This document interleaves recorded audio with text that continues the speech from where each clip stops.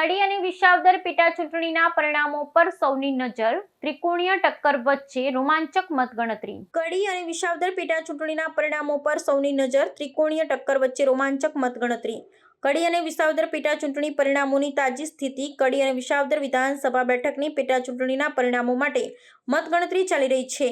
બંને બેઠક ઉપર મતદાન શાંતિપૂર્ણ રીતે પૂર્ણ થયું હતું. કડી બેઠક પર કુલ 57.90% અને વિસાવદર બેઠક પર 54.89% મતદાન નોંધાયું હતું. આ બંને બેઠકો પર ભાજપ, કોંગ્રેસ અને આમ આદમી પાર્ટી વચ્ચે ત્રિકોણીય સ્પર્ધા જોવા મળી છે, જેને કારણે પરિણામ પર સૌની નજર છે.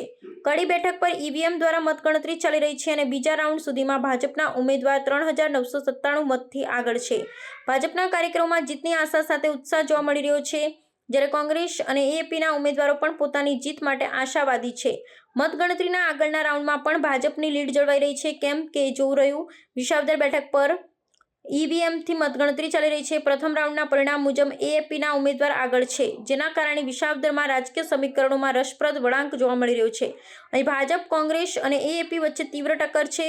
દરેક પક્ષના કાર્યકરોમાં ઉત્સુકતા જોવા મળી રહી છે. આ બંને બેઠકોને પરિણામે રાજ્યની રાજકીય દિશા માટે મહત્વપૂર્ણ માનવામાં આવી રહ્યા છે.